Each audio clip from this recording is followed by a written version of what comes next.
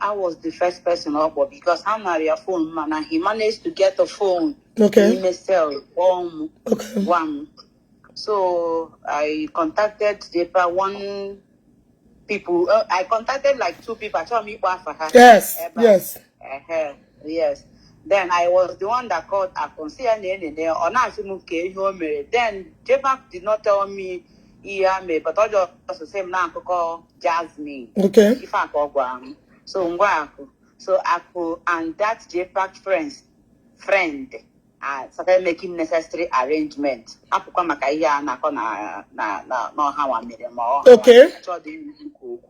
At that thing. So I could pay the good role. I was even disturbing him concerning this. He really much as they send their lawyer now. So I don't even email like this, just that I just want to stay on my lane. I told me they involved. But some men know not what I found that video. You will go in because I'm not beyond what I found. Thank you. I don't want to talk. So only God knows. But Jpac no one knows who people who were there for him. But Jasmine no arrested. Jpac knew. He knew the roles I could play. Now that's his release. He knew that. So so when you because this ex-convict potara na kezimgbe akujiri get involved na ihe basara Jpac. So who now made the payment? Oh my God! Because ex-convict has came out to claim the chief staff of releasing Jpac. You want to go? Now, ex-convict and why would you shake your women, your wife, father, go to India? Come and sue with your channel. The truth. Jpac was the one that planned. Like this. That very day I was making this video. There is nothing like emergency gown. There is nothing like I just receive it now. Jpac, even yesterday they were telling me that I said I'm aware. I need not to be told. So but the thing did you what the negative reaction? Jpac where. He thought that okay with a positive reaction. People other bloggers say Bruce Yagawa. That was when the thing hits him. Jpac come and swear. If Ogechi Okeke, you are not man to challenge. G on your upon children, man came ramo. So the yesterday receive room, no call on made this on arrangement. The person they pay mashia, amam. But she in my program when conductor and one year she there is no how a woman nigga or get test gown or gay. Wisdom. You may use your wisdom. You don't just because people want to leave you alone. How many people can have praka on their own wedding? How many people can have praka on their own? You told your wife because of that who got number 1 capital. I shot you 5 days before wedding. For 2 million. Did you believe me or not? Don't worry.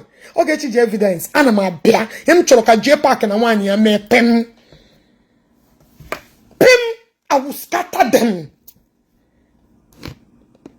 Let me tell you. I had a shower. And some useless people saying, Ogechi.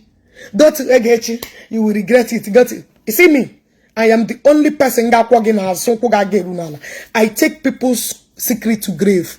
But as well as Jpac came out to accuse Zion ministry, Barry Penty Ebuko be black and blue indirectly, directly.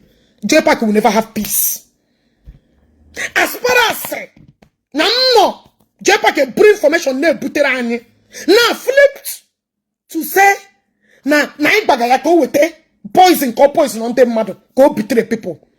Jpac will never have peace. There are some boundaries you don't cross. So all these useless are shower na pona. They're saying go to Ogechi and receive it. I don't betray friends.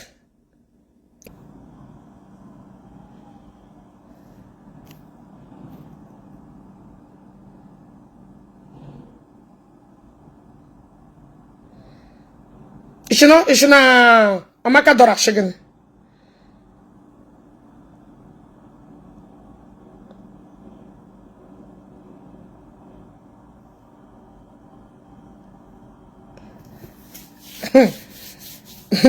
That idiot Ochaka mbupute again. Osunramu.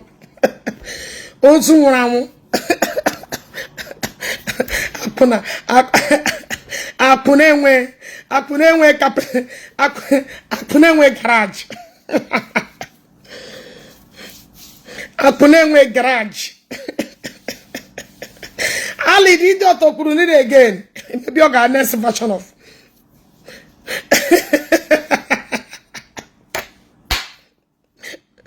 The idiot. Nwoke muna yomu. Yana ragide the man up welu. The man had to run away. Kaporuyo almost how many children? Canada na koyo go maj. Hane maza. Yana umunne. Ochoro kam putara. The idiot. Yana one who shenta model in Nigeria gare chamu. I will send you the voice note. Are you really serious? Send it to me. Or would there shower that could not go and bury her own mother? Ya wouldn't work her match ya up. Kogar. A reject who shenta model one near. Ya no reba paramoke. Idiot laburo. Mother haga mabugin. Anyway, there were many reasons. Call that ex-convict.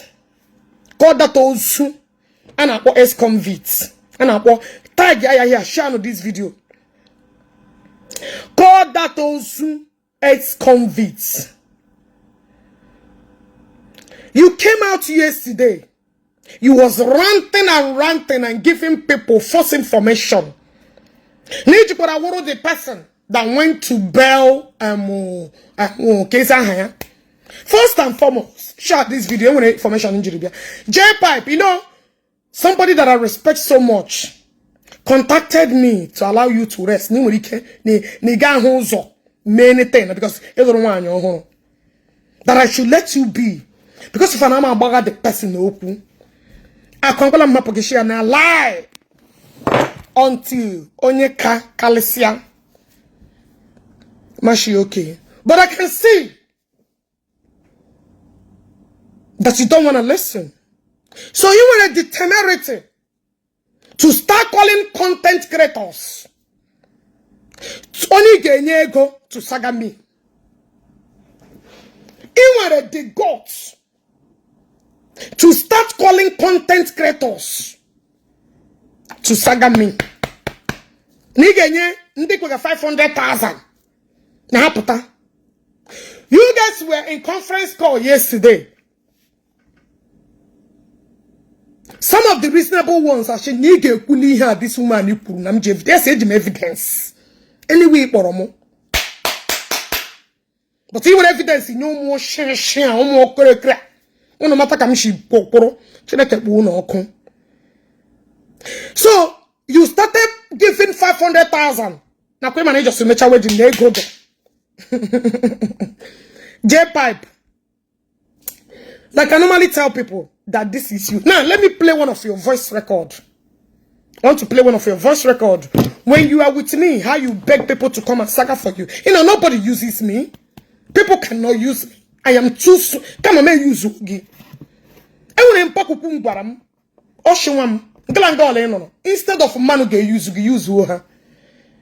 Because no one film has to former and they use you. I want to play one voice. Oh, yeah, I know how connect is it to my WhatsApp. I don't know why.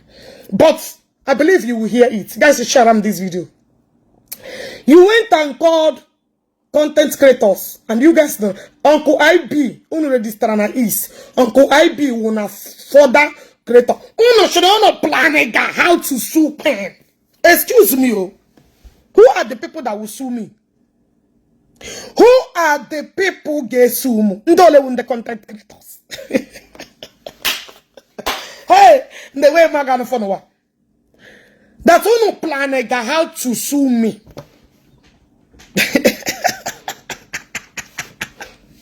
Okay, but I'm nigga oh yeah. You will not live to see it. Oh yeah, Otilo. Oh yeah, Otilo. No, not here by the war. Can you play?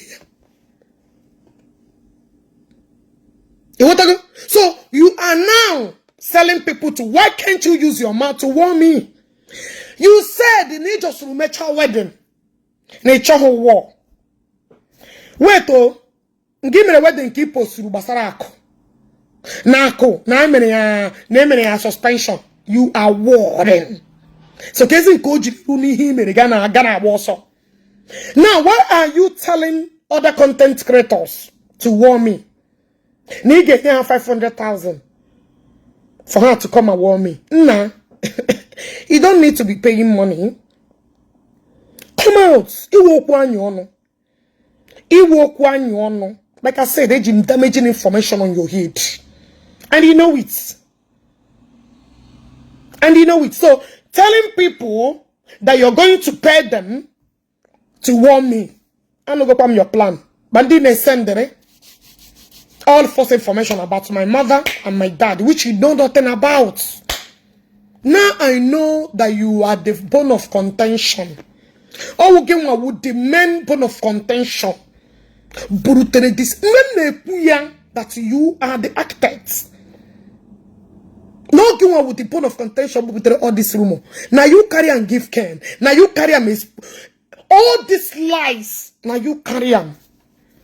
Mpame bromono. Mpam jikura repuomo. Mpamu jikura ubari mpamu. We tell you where I said it. Bring where I said it.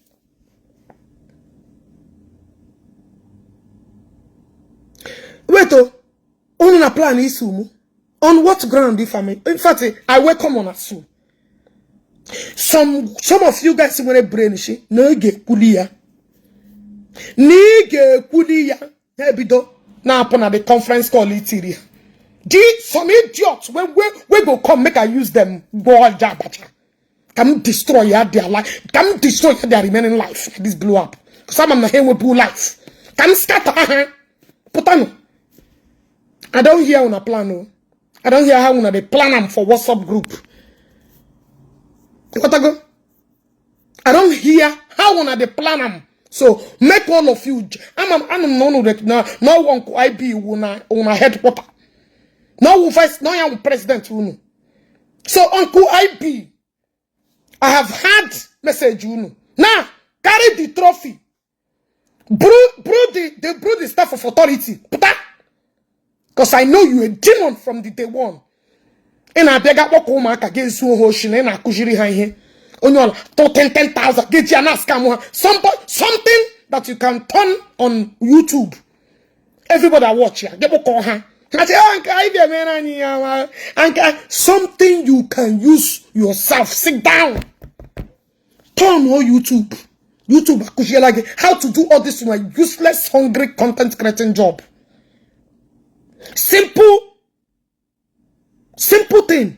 Uncle Abi, we go 10,000 aho. Ana toroge biasu unegi. Biasu ihuga ngeji hama kujie the remaining side for afo. Come and sue unegi. Leader alpha mega meeting. Puta. I'm sure going with their president. Every day. You keep scanning them. Can't you teach it to them for free on your mind? Anybody get teaching the matter for free? Can you get those boys? What? If may a free may life program or conquer? Uno with the most criminal people I have ever seen in my life. Unu na plan in a meeting. Jpac soon again. Man, Uncle IB.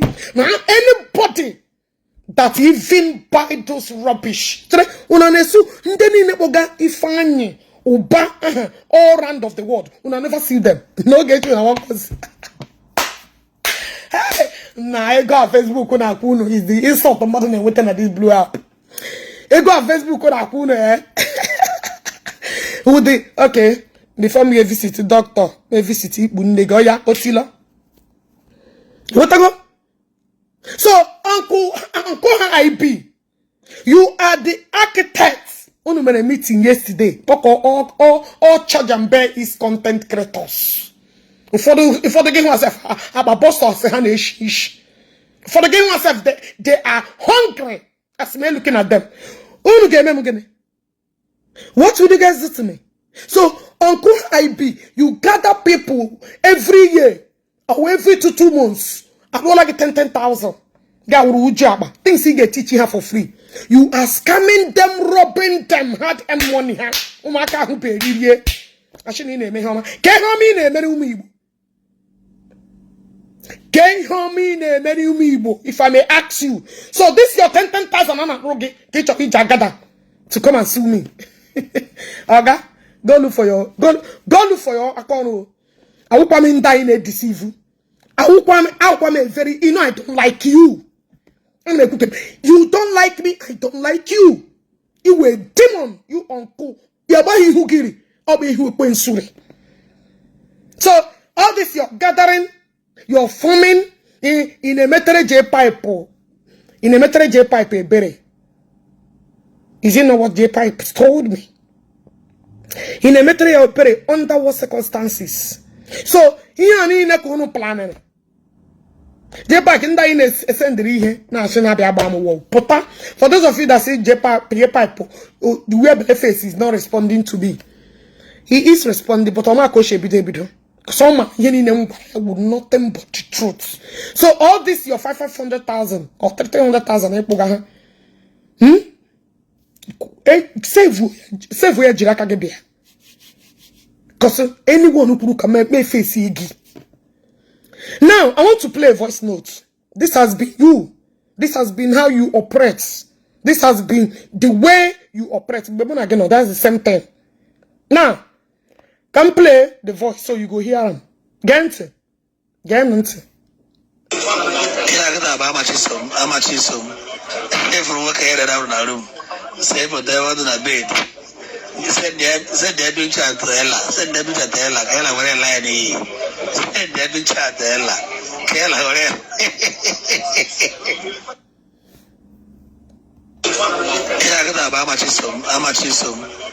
every work I had out in a room.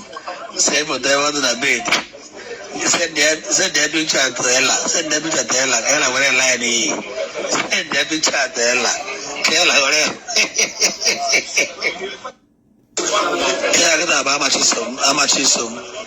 every work I had out in a room. Save for there was in a bed. You said they do chat to Ella. Send them to Ella. Ella where I lie. Send them to chat to Ella. Am I gonna show you the picture now? Those are my war material in due time. Am I gonna show you the picture where she's lying down on the bed with the man? Am I gonna show you? No.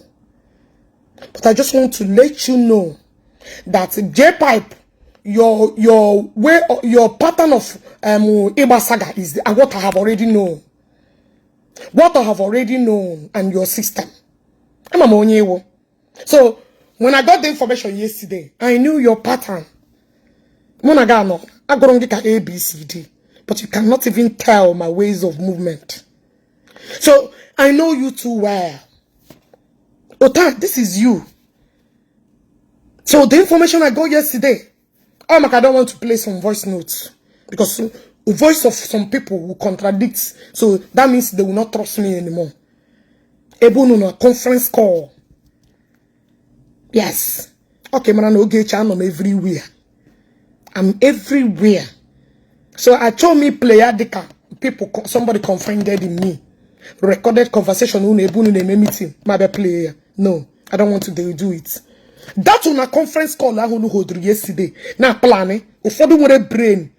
Ana apple. Ụfọdụ nwere brain ana apple. Let Jpac use any of you and come out. I will leave Jpac and face you. Face you. Radically face you. Try ya. Put Uncle J, Uncle IB. Plan very well. Oh. So guess who makes you nigga one. That's on a conversation. That conference call yesterday. I'm a tune. So when I got it, I laughed. Because I'm going to how you plan. I said it yesterday that you'll be going in boss looking for people to help you. The 500,000 now your business. I don't give a fuck. But to let that person just out.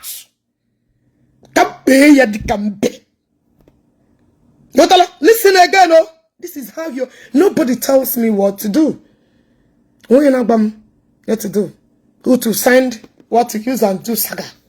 I come out saga when I'm fully fortified. Because when I peg with evidence.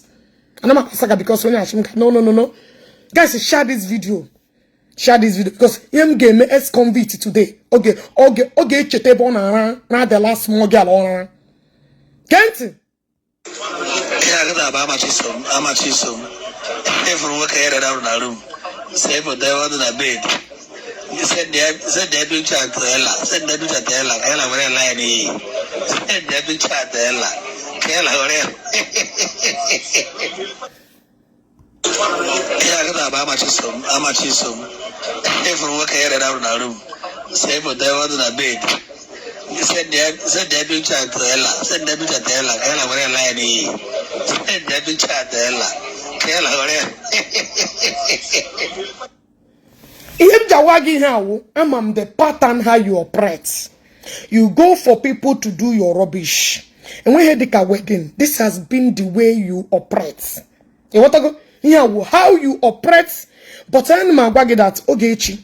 All those your useless content creators that you can be able to manipulate. Let them come out. That is how it works. So on a meeting yesterday, I got all the information. But okay, dear where? Now about also. I don't know why you're running, hiding, telling people to come and be your rescue, to come and be your savior. I don't know. I don't know why you cannot stand and face your shit as a man. And get challenge. And I will repeat it again. Jpac, go and get your doctor. It's simple. I don't social media. HIV positive. When you have a doctor, I don't know your test. You don't know the negative. Now that this video has gone viral, both to my Twitter, my Instagram, my TikTok, your name, everywhere, everybody believe you. 80% of people, they believe you have few. Come and prove those 80% wrong. That by getting a doctor, simple case. All this baguza, Ogechi, I will just enter inside. Do it and save your life. All this paying 500,000, looking for somebody that will help you. Now, ex-convict, get your miserable one eye, left eye in here. Tag that ex-convict. Yesterday, you came out for people to see you.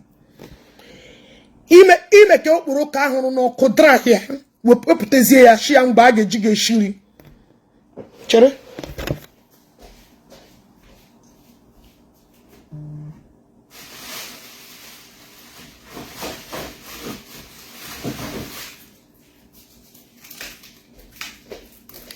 Despite that I got to look Borokana. Despite that I got to this Borokona. In a video, Gili Hugi. Despite that I got to this Boroko. Let the nature of this Boroko. Package here again. You resemble Ilegina. Go and watch your program. Go and see your face. You see how Boroko wrinkles. You see how you fold the chan. Red dry. You know what Boroko now? Despite the tackle, this is how you are. There is no life remaining in your life. Despite that I hear it this okporoko, this is you. In my video, it's not okporoko domaga akoko. What I mean? This didn't mean who na onye Oshina Jpac is no brother. When the question people are now, because so me hearing energy layer that is a problem. Gina long weki we're all to okotoma by your side for your own good. Okay, matter your condition. Go and watch it. How your body fold and dry like a dry oporoko. That is who you are. God, that's if I'm lying, let people watch again. Empty with here. For those of you that have not paid you attention, so when they are watching you, and I will now watch again. They will understand what I'm saying. Come to back.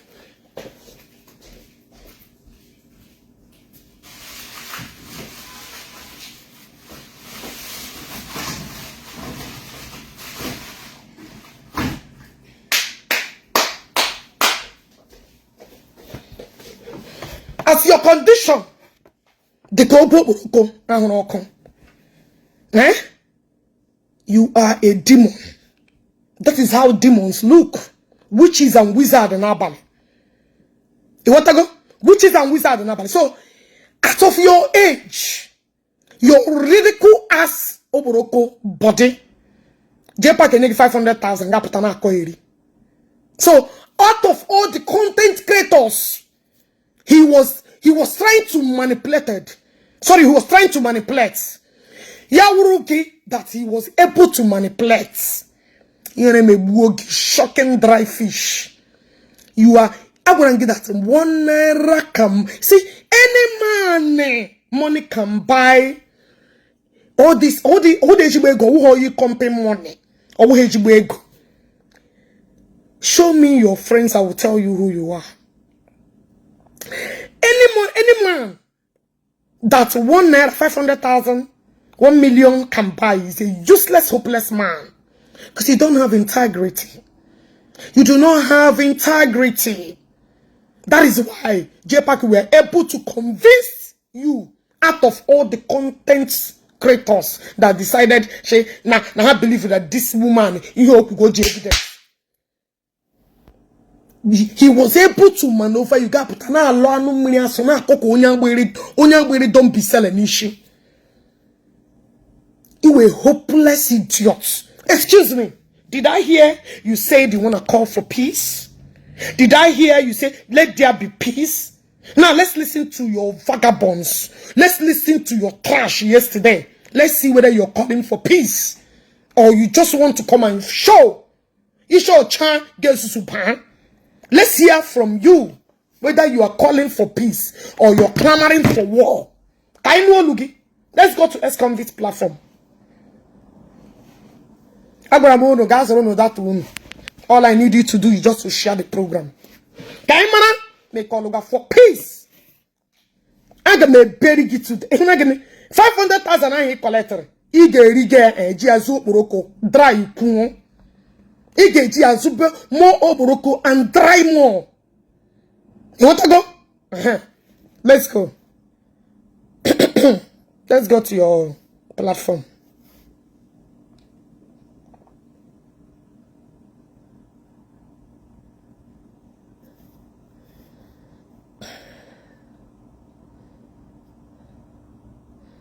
Can you make this smoke? Check I'm the program you run, you conduct everything. Dance. This you are noisy. The thing irritates me. From me. Yes. Super respect. Alabo. Some police station around CMS in Lagos. After CMS, as if you are going to Ireland. I've reduced the music. If it's possible, you tell me. If the music is still disturbing, you tell me, I will drop the call. So, okay. I got back and a policeman picked and told me the police station in zone 2, police command, Lagos State. where they have AIG. Everything I am saying, you have access to the police. Go and verify. If they are lies, don't ever believe Governor Ezioku. Don't believe even my offsprings. But if I am saying the truth, don't also respect me. No problem. Keep it somewhere that you have heard the truth from Governor Ezioku.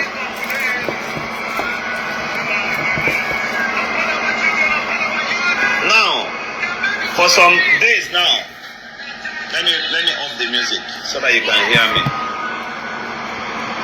For some days now, as Jpac said on his live video a few nights ago, I've always been on him on the call and asked him to keep quiet. Never to react, to respond.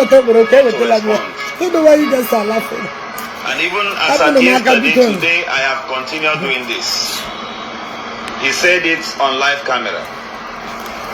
So after I got that call and had the address, I jotted it down. The next thing that happened was Jpac used to have a girlfriend of whom I am not insulting right now. She equally placed a call across to me and told me the same thing. That Jpac went to a place where they invited him. Somebody called him, they were tracking him, and said that he just saw Jpac, that Jpac should come. Oboroko is speaking. Try Oboroko is speaking. As a job, they want to give him an MC job. Before the grave of my mother, this was what I heard. Jpac was arrested. This was the second call I got from his girlfriend there. So I said, all right, there's no problem. What is the matter? She could not say much. And the next day morning, I kept calling. And his lines were not going. So I had to still call the lady again.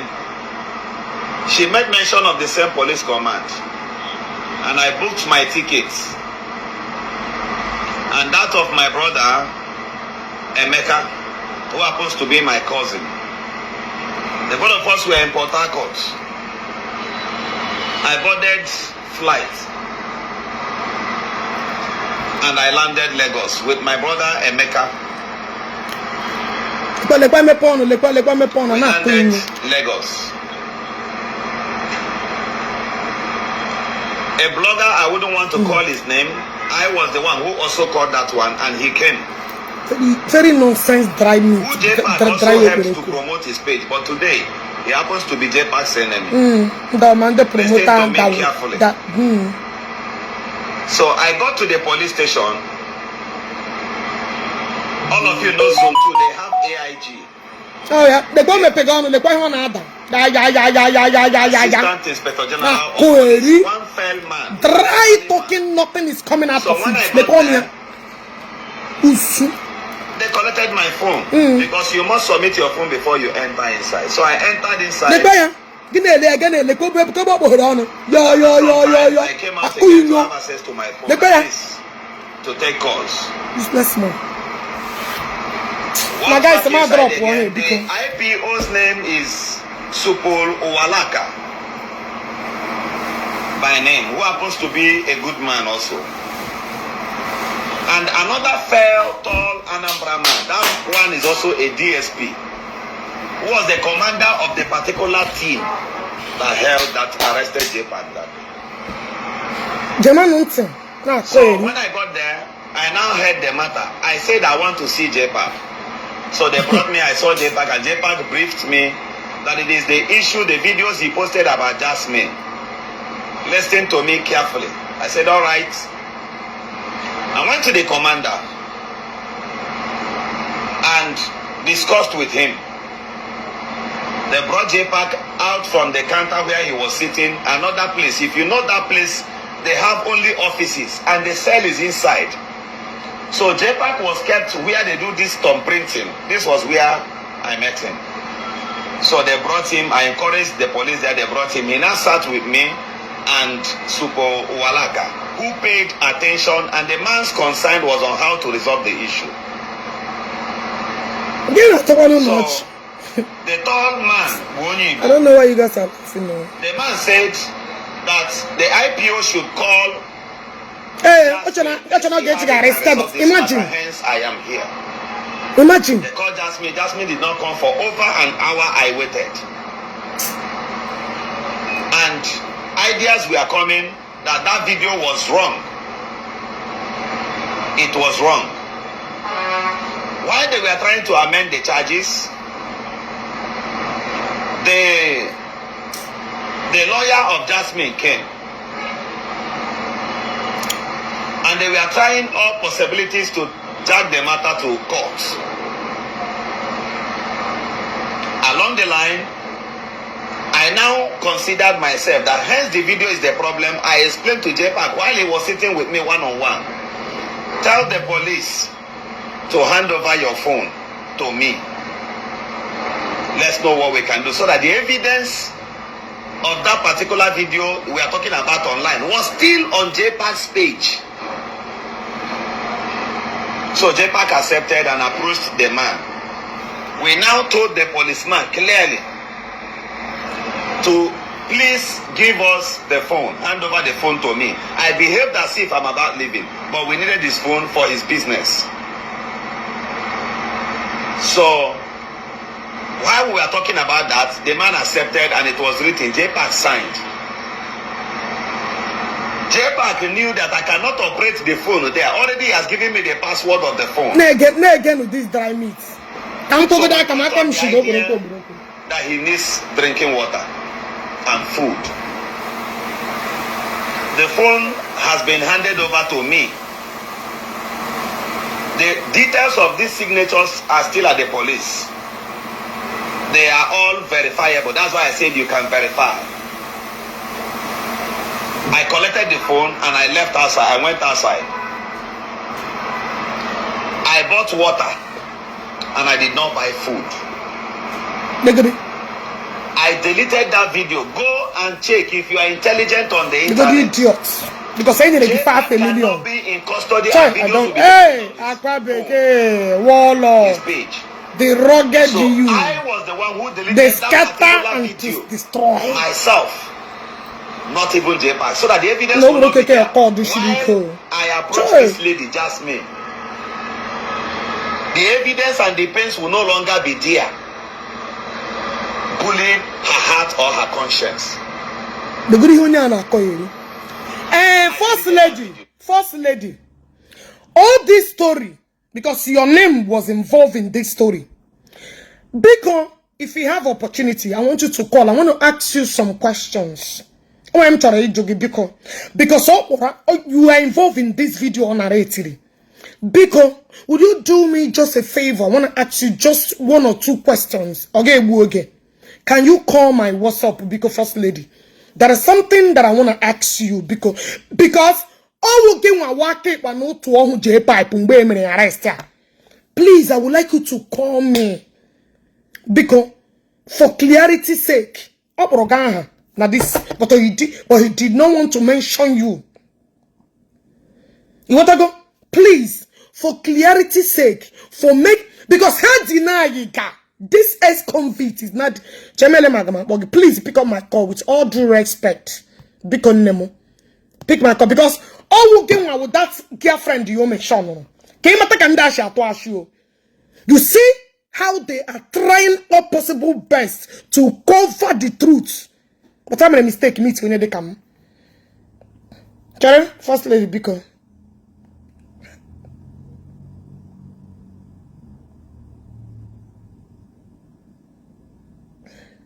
Nebogodi mama didn't him just say Vogi because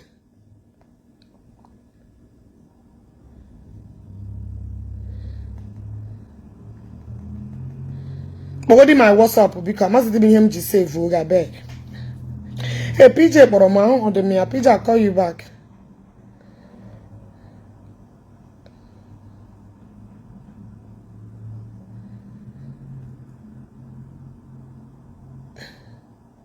Okay, oh yeah, we here. Okay, I don't know this. Okay. Elanne. Hello, Good afternoon.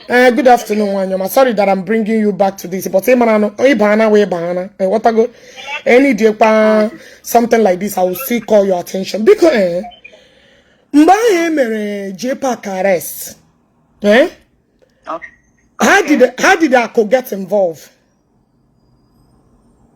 I was the one that called Akwa. Okay. Where the situation of things in Yemen. Okay. Because when Jpac arrest I was the first person up because I'm not your phone man and he managed to get a phone. Okay. In a cell Okay. one. So I contacted Jpac people. I contacted like 2 people. I told me for her. Yes. Yes. Yes. Then I was the one that called Akwa. Then Jpac did not tell me but I just the same now call Jasmine. Okay. If I call so Akwa and that Jpac friend started making necessary arrangements. Okay.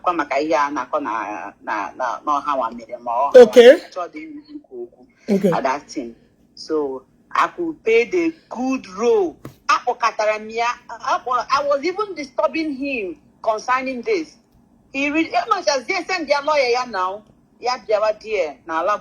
So I don't even email like this, just that I just want to stay on my lane. I try to make them involved. But when no not what I found that video, you will go in because I'm not on that Thank you. Want to talk. So only God knows. Jpac knows who people who were there for him. But Jasmine no arrest there. Jpac knew. He knew the roles I could play. Now that's his release.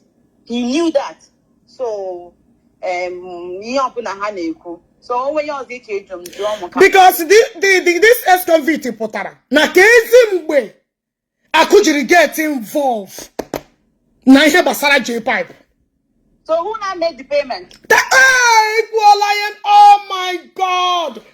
Because ex-convict has came out to claim the chief staff of releasing Jpac. I could pay 1.1 million naira. The first payment was 500,000. The second payment was 300 and something thousand. The third was 350,000. I could marry twice, which is 1.1 million. Continue. This whole issue. This blew up. Anybody can say what they want. I think I can remember vividly when they called me, Governor called me, or said no more payment to make it. Man, I heard from Akwa when they were talking about the payment, which now Akwa told me that he has settled everything about bills. Governor said Buzogam saying that now you must afford to go out. Hey!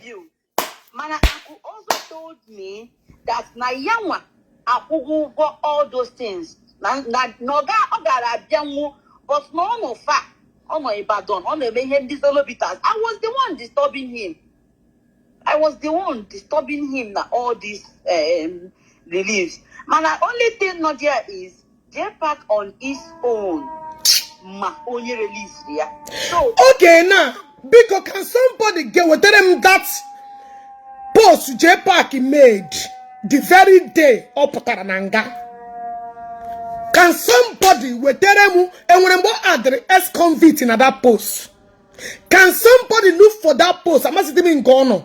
That post so made that day. Nekelako. No one when a mad for releasing Akwa. And when go made post to attach or greet ex-convict for releasing him. You know that they will search for the video and send to you. No, a post. I'm a man in the screenshot Oriane. I remember having that. Because can somebody, because people screenshotted it. Now, to go in the comment section, I know that people when go and watch that post. When I get it, ex-convict there. Hey, truth will only prevail. Highest or lies can only last for a while. Jeff, the only idea the Nakabo or guy, which is Jpac, that he knows I am a money play major roles at this whole thing. So nobody should have one attach and anything. Already I'm going to go me involved. Because from the onset or from the first day, now these people can lie, yo. I was the first person. These people can lie. Hey. So that is it. I don't want to talk. Okay, sorry for getting you involved. Just that he mentioned your name. I just let it. Oh, Mama. Even when the whole saga started, I'm sorry I got you involved in all this because because Jpac was disturbing me. I should call this person. Nobody we are picking calls, so I should call this person. So I started making calls. There are people in the I don't make one for her there. And they were ready working Jpac almost very, very well. That played a major role for my because from that a lot of people started hearing that Jpac the arrested after over 2 days. But from that day, Amy asked me he used someone's phone. We started making arrangements about that. So I been 2 days. No, 2 days. Yeah, before some people they thank you. But no problem. I'm not anything much to say. The only thing is that Aku is involved because Akwa he was even driving or for calls or home and he was calling me then no feedback. Even when he said he would send lawyer that got there because a lot other women. Thank you for this post. Thank you. That is it. Before then, come here. Thank you so much. And you will live long. Don't worry. Just relax. Oh, Udo? Okay. All right, Udo, thank you. Now, I want to attach. Thank you for sending me this post. Somebody sent it to me now. Chere. Oh, I send them this post now. Chere. Hold on. Send it. It's on the ground. Now where it's supposed to be. Of course, it's under me here. Why haven't I gotten it? Okay, I'll now watch this notes. Read this thing I'm getting here now. Read it very well. Now read these two posts here. One is from Jpac Porsche, accusation Udume, Seaman Global, Seaman CEO. Your contact remains oversized to many. Now, ex-convict made this post about Aku picture. Yashi, you are 1,000 man put together. Thanks for standing together with Jpac from the beginning. Yeah, Mary Lee Siri. This ex-convict Governor Onyoshi, just because of Jpac paid you $500,000 to come and talk rubbish, and you think Queen will shut up. You lied. It was shame. You lied. The truth will always prevail. Ejioku na dika afime ane uchiyaka. You came out. You thank CEO Simon whatever or Omone, and you also appreciated Akwa. Now your friend who ESCON up yesterday, because of you were not able to deceive other people who knew who you are, who refused to collect those shishi you are promising them yesterday. They said they are not going to that. You are capable of saying anything. But because of Onyago, this dry Oboroko man, this criminal dry Oboroko man that is hungry, that came out to criticize because they were only signing here to say Biane commercial 1 naira moto. This demon, and what dry oporoko, believe him at your own cost. I'm what job, huh? Akwomenu nanyana, akwena post women. Akwena Jpac women. Now, who is lying and who is deceiving each other? Let's go back to that his useless video he made yesterday. Let's go back there. Onyoshi. Oh, motor ipita chori signing ambassador. Ambassador moto onyozo. Ye bito kasi get one ago. That was how my problem started with this animal. I told him, have you contacted Nwago Afifa? And when any personal vendetta you have with Nwago, please let's take this matter inside. I even called him on his live program. I never knew that he had another agenda. Now we also promote Guramoto to destroy Nwago. He never problem on Egypt. Because this person can never be trusted. They are betrayers. Trust them at your own risk. Listen to their lies. Listen. Idiot. I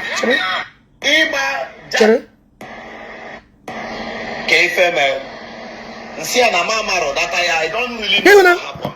Lies upon lies. No truth. So, Senator said, okay, I should hold on. I don't know what he was trying to do, but I noticed that the call was on hold. Either he was on call or something, or a call came into his phone. Lies. The call dropped. Shortly, he called back. Senator Ifeanyi Ubah, may your soul keep resting in peace. He was not involved in that release. Akwa sent his lawyer. Akwa made contacts. Senator Ifeanyi Ubah did not contact this criminal. You could not know here. One of these bandits. One of this Oporoko head. The head of Ndo Oporoko. The head of Ndo Oporoko. Senator Ifeanyi Ubah, we are not able to be reached. Let me repeat exactly so he get good for what I said. And I'm not lying with two other persons, who include Alisa. Because Alisa my right hand man. You all are making my boy. Ogechi. I added one person or I told me I had the person wouldn't put mad. The person was trying to reach another person. The what I go? Onya hano available. Onya home travel. So we were able to reach the drive onya. Yashi no gano no honya and na phone unke ya no na aga. Gema kwamente. And thank God that Haborogi to warn you not to mention Bishop Ozubru again. Because you want to come and add him. Thank God they warned you. They have called you. I went to them the message yesterday. That they called you to stay away. That Ogechi did not mention Bishop Ozubru. Thank God that they called you. Try it again. Katonda mabugi. Ichori kokote shioje nine. Ikobi tiaro. Dacho mo nega azoge. Choma sympathy. Choma sympathy for where? Now, you called Anyabonya Odogunona Ozoboro. He was not able, we were not able to reach him. Anyabonya, you were busy. Remember, First Lady Kuria, that's all try for everybody. Then First Lady Onyo Biya Bataranako. Enonia, Mba Ozi, Mba Shizi, Mba Henos in a line. Mashia. Akwa Ifeanyi Ubah kwa ya wambelo rogi last time poni yasimbo mbamba na magaleba ahu no wumbo lo rendra help ya shapo hugo tula ni ko tula na re ya igbo huma no every time e rendra mado help ya shapo hugo tula is argument who that this world can never can shiriku ya no nante and then when witnesses say when evidence. Okay, why you na konya shiripotana Bireto actually not Ifeanyi did not get involved in this case. Lie. They were not able to call him because Osha or liar. So Kezi but this Toro Oboroko, this criminal in 500,000. Kezi which day and when God is the Ifeanyi Ubah. Akwa sent his lawyer. I could send Jpac the first money, $500,000 naira. Second money, 350. Then, many are double. Yashi Jpac, ya return one. Now, go with the money. Now, the money came twice. That's okay. I return the other 350,000. Jpac has no problem. Come somehow, abataram now. But today, Jpac have not returned that money. Let him come and swear if I'm lying against him. Can this animal 500,000?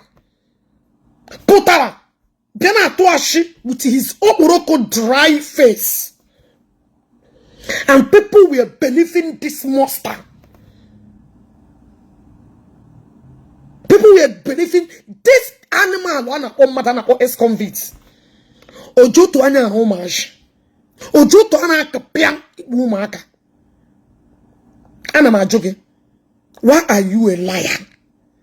Why are you a blatant liar? Why are you a pathological liar? You demon, because of 500,000. So all the content creators refused the offer. You took it and came out to make yourself a useless human being. Why are you useless? Why is it that money can buy you, you can betray, you can snitch at any given minute? Why? Can him an honesty? Can him an integrity? Can him an dignity? Why do you guys able and in a second, in a minute, you have a little money? I could save you. You came out and made this post. Why didn't Jpac acknowledge you as all this narrative you made here? You can. Ifeanyi Ubah, we are not. Jpac said, hell fucking no. No, get the check here. That time over telephone.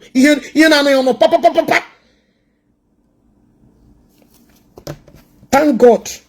And when somebody like First Lady, that the woman that stood for you when everybody deserted you, the woman that take all your fears like 10 times, a woman that carries your problem on her head.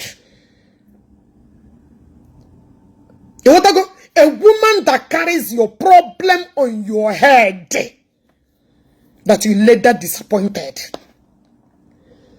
A woman more than with the first number, without this First Lady, it carrying on anga, it carrying on that place. But the First Lady reached out to Akwa. Akushoke, na ya no fa, na lekwa hiyo game. Woke me hiyo jiridiri. Oya kena we deflected.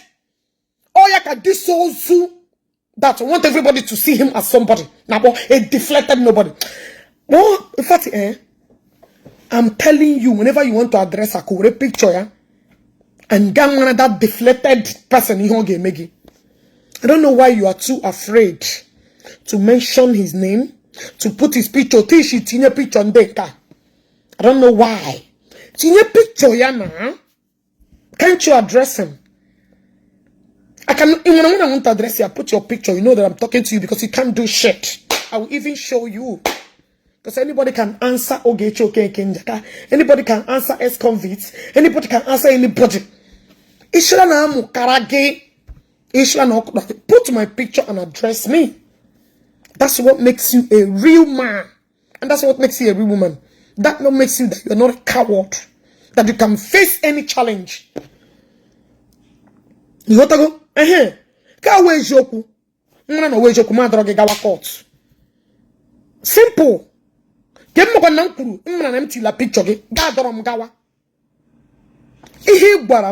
Jpac to my grave to today till morning. You guys are not even fighting the message. You guys are fighting the messenger because I will get you. And I must spend my time till tomorrow. Till tomorrow, to the next world, to another day, to another. Even if you wanna Ali Lishimu, he says Jpac, he said what? I will repeat it over because on can I ring him na my ear. Can I ring him na my ear that very day? So you got the man in the name. Na mama kwa ni cheni on a all for free. You told me, and I maintain my works. And they want an evidence any day, any time. But I'm ready to tell the world the truth. So, I swear. And with it, Patrick Ubah, you get involved. Now, this your release. Akwa was your savior. Akwa came for you. Akwa nyere ego ya. Akwa potara lawyer. Akwa made contact. And you acknowledge it. You appreciated Akwa. Even Odo to be appreciated Akwa. So why are you, after collecting 500,000 that he's promising other content creators that have that want a conscience, that want to hold their dignity, that are go like you, they decided to menagene, not to take further and hold their integrity. The same thing in Meregiji happened because you wanted I could give you money. I could give you 50,000. You expected 200,000. I could give you 1 million. You expected 3 million. I could give you 500,000. This is exactly the problem. Make una tell the world because I know I'm here one problem, you know. As soon as no one stand and tell the truth, I will always come out here to tell the world you a liar. You are a snitch. You are a hungry bastard. You are a criminal. You are a thief. You are anybody can buy you with 1 naira, 2 naira, 3 naira. You are not man enough. You have the guts to stand with your to have ethics and principle. You lack it. You lack ethics, principles. You don't have values.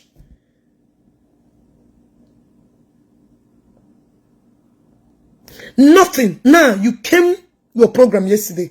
You started castigating us. Ifeanyi Ubah was not involved in this case. Because Jpac refused to contact him. Thank God that I asked him that question that day. Why didn't you contact Ifeanyi Ubah? Let him come and swear.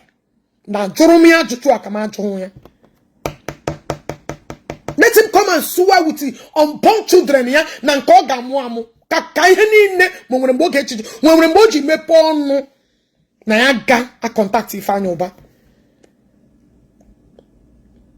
You guys can only deceive the gullible ones. Guys, click love and like and share this video. Click love and like and share. At least I thank God you was on call that day. And when evidence, and when witnesses. Emma, you don't have secrets. You talk, that is why when you don't they always pattern the way they talk. You know gano langa value lam geshimba. Nge wurwan kala gemage do gono wine ana abakodosa. But then we diri merege wine the bad. Ana anaginike. He merege bad ana anaginike. And then many men see before this wedding. Ima many homes you went before this wedding. Ima how many nights you spent and collected material before this your wedding. You know, to an extent you have to rent your wife for 5 days. Do you guys knew information yesterday? When I got this information about Abraham meeting, Basaran the content creator. Do you guys know that all Jpac Porsche? One ya me pana and I choka unye ya trendy. Na me pana. If I lie, let me not see tomorrow. Jpac come and swear anything in my bag. Do you know that all Jpac ukwanyu onoshi na one ya na me pana ya na choka trendy and I choka wedding ya trendy very well. That picture, Jpac was the first person that posted it. Na his WhatsApp. The picture that made the picture to start going viral. So the people jisiri anyoku even ex-convict their way here meku. Let him swear with that is Shanamite. More than aware this story I'm telling you now.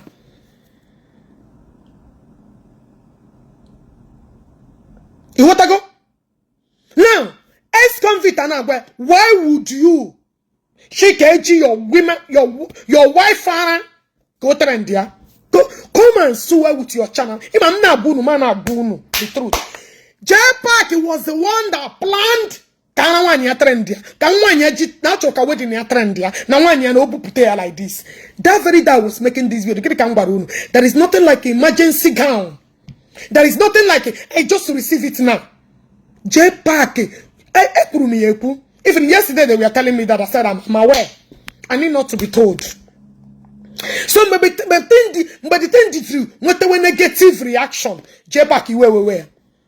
He thought that okay with a positive reaction. Members in Biapuria. People other bloggers say Bruce Yagawa. That was when the thing hits him. Jpac come and swear. If Ogechi Okeke, you know na man at the challenge. G on your born children, man came ramo. So the yesterday receive room no call on this on arrangement. The person they pay mashia amam. But she in my program ben conductor ana wan ya yemaro. She there is no how. A woman nigga or get test gown or gay. Epurumia. Wisdom. You may use your wisdom. You don't just because people want to leave you alone. How many people can have praka on their own wedding? How many people can have praka on their own? You told your wife because of can't go there shower. Number one capital. A shower brand new. 5 days before wedding. For 2 million. Did you believe me or not? Don't worry. Okay, the evidence. And I'm a bear. Him choloka Jpac and I want you me pen. I will scatter them.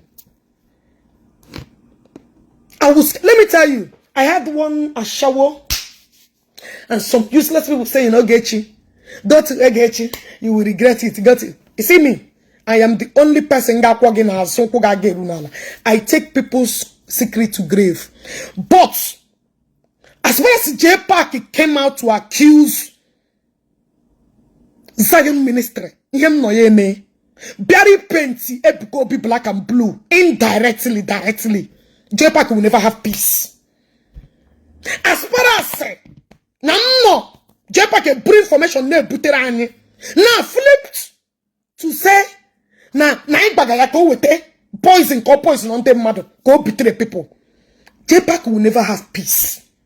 There are some boundaries you don't cross. So all these useless are showering upon her. They're saying go to Ogechi and receive it. I don't betray friends. But to may destroy any chameleon. May destroy people in Jpac. Yes. Anybody that will tell you go to Ekipol and friends. And when you're not Dr. Fortunate. When people came out with propaganda on this blue app, I stood by him, standing back. I'm going to have a problem inside. But he's a man of integrity and a man of honor. Hello? Hello? There.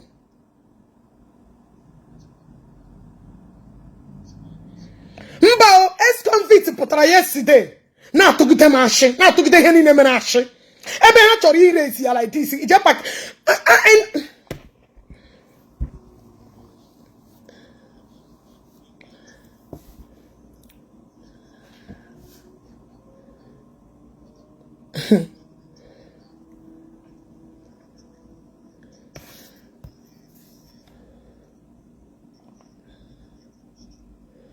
Eme na namya ka echi ahụ na ihe ahụ egba eme na namya ka echi.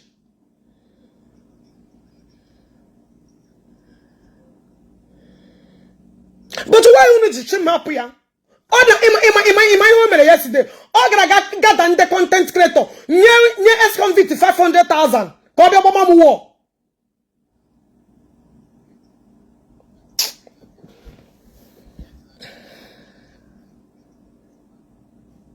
But he managed to have a meeting yesterday within the content creators.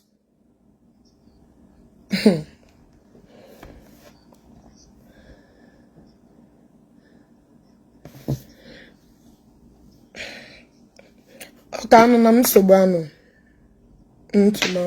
Alright.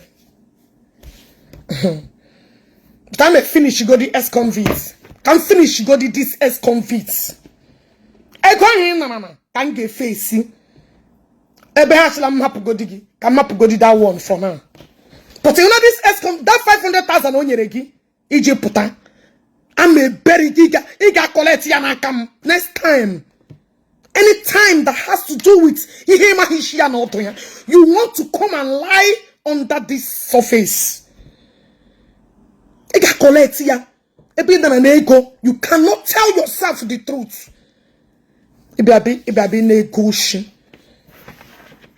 Let's listen to your lies. I now explained to him. He said, which police? Okay, bye bye. I explained to him again for the second time. Otila. Senator said he is not in the country, but I should. Child. Where am I? I said, I am there. This man can lie just because of 500,000. He said, okay, I should hold on. And the ex-convict, actually, Beji or Shanamite. That's the only son I have. She in Jpac go to come and talk rubbish here. Come, I want you to come out and swear. I want you to come out and swear. Then go to come and lie with your under this your nose. Now you go collect them. Now you go collect them woto. Now you go face some. Shortly, I waited and waited and waited. It didn't come. So I got back to the place again. Criminals. To enter inside again. They were trying to collect the phone again from me. I stopped the phone. I dropped the phone.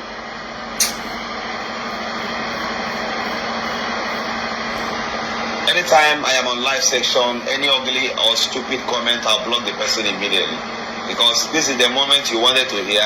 Oh, my brother, welcome. Because I needed to say something. So they tried to collect the phone again. I dropped the phone at the counter again. The entrance. Remember how zone 2 command is? There's only one road through which you can enter. Lying son of bitches. The only opens when lying senior police officer. This man not watching. So I passed through that small place again and went back again and met Supo Owalaka again. The man wrote something on a piece of paper and gave to me. I should show them they will allow me to enter with the phone. I entered with the phone. I came there and submitted that paper. Upon my entering again for the second time, they now put Jpac up to the office of the AIG. Which implies that the senator must exactly. That I swear. So that was when I now met with the AIG. Right in his office. So the AIG said what happened. While he was asking, Jasmine was not there already. Jasmine was still on her way coming to come and prosecute her case before the police. Then the matter will proceed to court because her lawyer was still insisting that the matter should be taken to court. So while we wait for Jasmine, the AIG had no time. You know how busy the Assistant Inspector General of Police should be. So the man now said, I have heard from his senator, the Jpac's senator, the senator representing Jpac's zone. The man now thought I was advising Jpac. Be very careful. You must not bring in prominent people into this kind of cases. How do you think the man will feel? This was the man's advice. He now instructed the SUPO, the senior SUPO, not even Owalaka, the commander of the team. He said, grant him bail to a suitable hand and somebody that will bring him. The next statement that proceeded out of the mouth of the man, he's still alive. I will not, God forbid. I met with them. I did not submit bill of loading about three bill of loading of my containers to show that I'm not running away. I submitted a copy of my CAC, Akwa, and 2 copies of my passport picture. A copy of my international passport. If you don't see these things, there. Oh my God. That Governor is a liar. The full book of Jpac handset was with me. Jesus Christ. So where on earth, at which space did Jpac have access to his phone to call anybody? Inano? Did you hear him?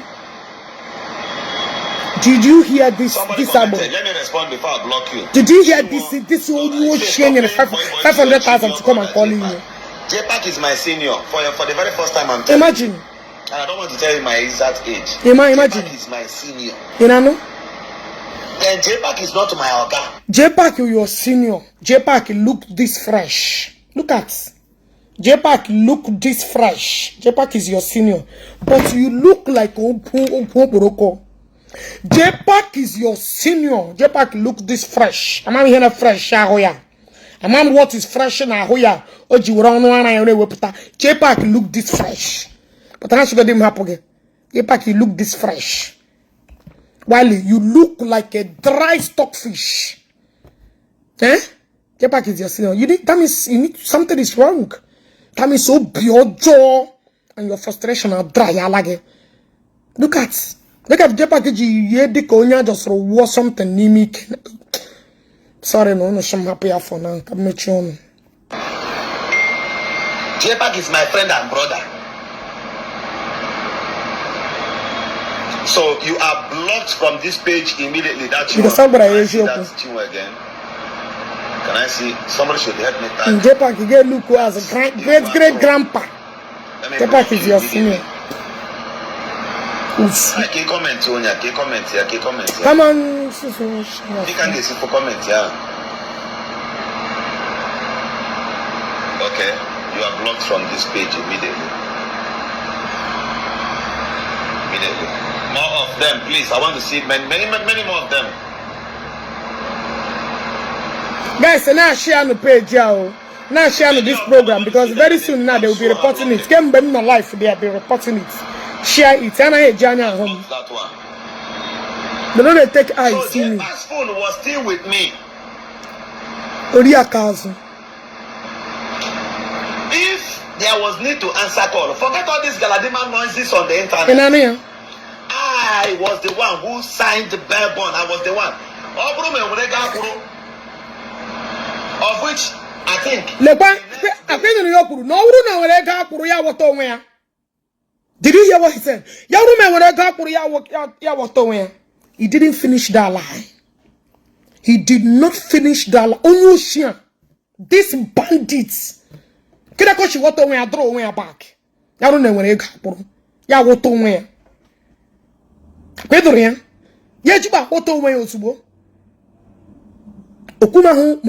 who paid the money? Who sent his lawyer? Let me go back a little bit. Go to Ghana. Okay? Loading of my containers to show that I'm not running away. Okay. I submitted a copy of my CAC and 2 copies of my passport picture. A photocopy of my international passport. If you don't see these things, dear, know it that Governor Zope is a liar. The phone of Jpac handset was with me. Pay attention. At which space did Jpac have access to his phone to call anybody again?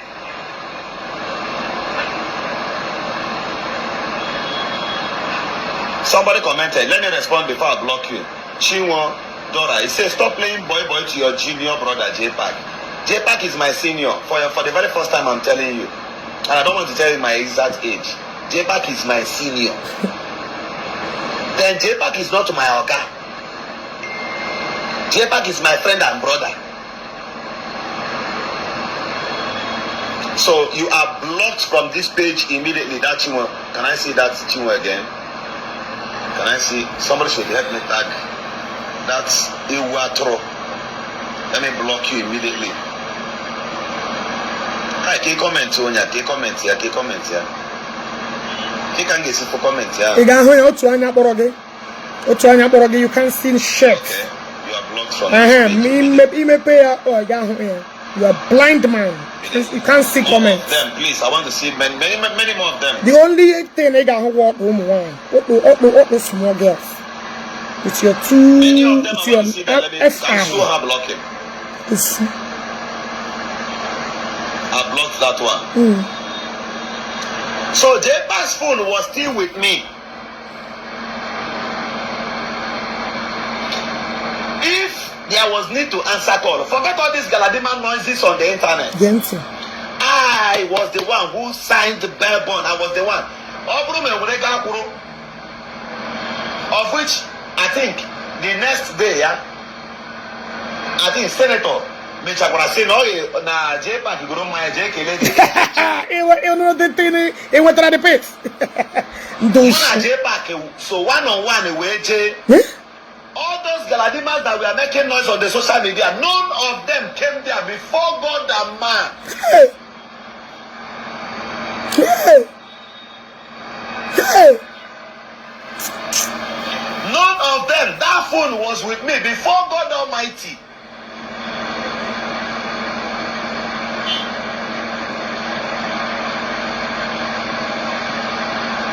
Hey. Dana, yeah. Dana, shit. I was the one who signed. I was the one who paid him. Chukuna Brumonya Kebe. You was the one that did all this, but Jpac never come online and say, please, I appreciate you. But he appreciated people that we hey. So that means Jpac did not value all your effort. And you did not come and write the big writer. You didn't come and write and tell us, oh, I was there. I did all this. He better, okay, now you have to pay. No, but you acknowledge another person with a picture. No water, dog. Make we listen. I am at the same time underline my words. I am not in support of Jpac. Iba Jasmine War. I am not in support of Jpac. He posed to anything or quote anything against the late father of Ogechi Okeke Jaka. God forbid. Thunder Babuogi. For even saying that, may you die a miserable death. Any day you open your mouth to speak to my favor, may you die. May you at any day you ever speak anything positive in my life, may that positive turn to scatter your life.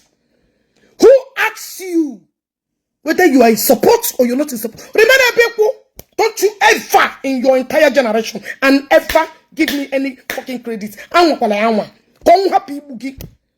Don't happy scatter. Who the fuck are you? Whether you like it or you don't like, who the fuck? How many times have you put on another page you belong where you people are sharing women nude, where you go and derive joy and click like? Or you baby Jim Pama Baga War? Weren't you their member? Are you not in that group? Oh, you want to say it so people will start clapping for you? Spiritually,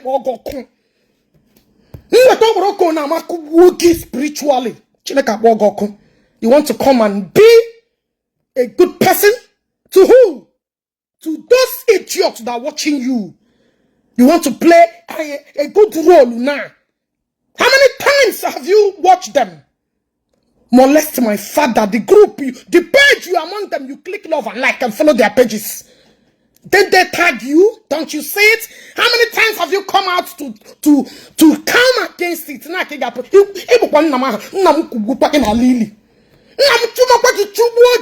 For speaking anything, whether you're in support or you're not in support. I'm not talking about Wegi. I'm not talking about Wegi. May you sleep, never wake up. Ebiara, you want to come and deceive who? The good, and nothing stuff. Usu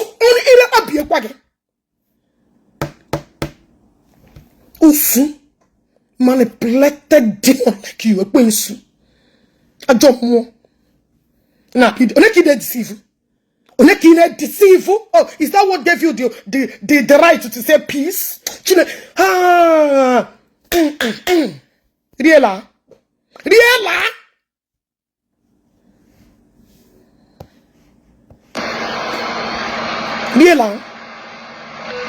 And I will never be. Shut up. In support of such dirty acts. Unyara. Whether it's coming from Ogechi, whether it's coming from Jpac. May you never live to see anything good that will come out of anything you saw in this life. So now today you don't see them. When now what don't they come? When now I don't they talk how everything started. So my father did not curse me again. So my father did not fucking curse me again. So you did not hear from me again that I'm sure my father raped me. You did not hear from me again. You're not a member where I said my father raped me, where I locked my father up. You're no longer a monk. You want to come and talk? Can you tell you this penti bastard to you? Me turn the babugi. No, so top blind jagged that for remaining one eye. Making a be deceived. Who the fuck do you want to fucking deceive more?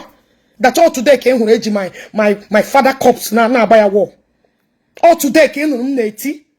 All today came that way. Respect only go. Don't probably get you enemy. Let's remain an enemy for the rest of our lives. Who is this one? Who is this one? Will never be a party to mock them. Because you want to use Senator Ifeanyi Ubah to get wings. Now you are talking about the death. You want to use Senator Ifeanyi Ubah to gain wings. Now you're talking about the death. Now you're beginning to be against the death. Hey! Oluwa. Now you want your so-called useless idiot, frustrated woman shower that prostituted them lives. Men like you are busy using our women as the monument of their job. What have you done and said about it? You want to come and say, you're not about an idiot to visit? Oh, he's a nice person. I saw people commenting, go onto the platform Celine and make peace. May you never try come to my own. Try smell like Okoroko you smell and near me. Matapu who no look at again man or woman. Also, look at saints. Who want to come and play a saint card? An innocent card. Oh, I'm not against the dead. I'm against the dead. You're not supposed to use them. When I can brainwash. Who are you brainwashing? Who are you trying to manipulate? Do you know that we reason each other?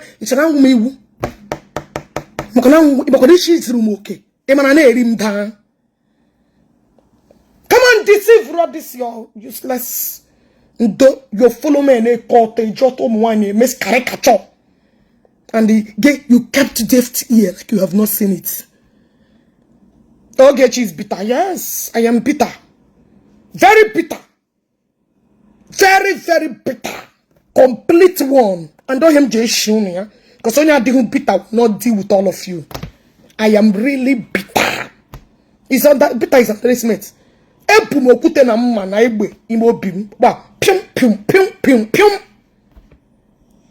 Guys, click love and like.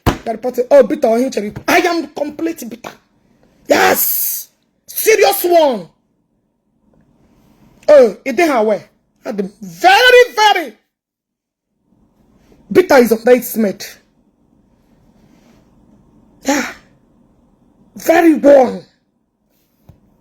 Oh, you're just learning that I'm bitter today. I thought you should have known for now. Click love and like. Oh, ex-convict in Akwa. Report her.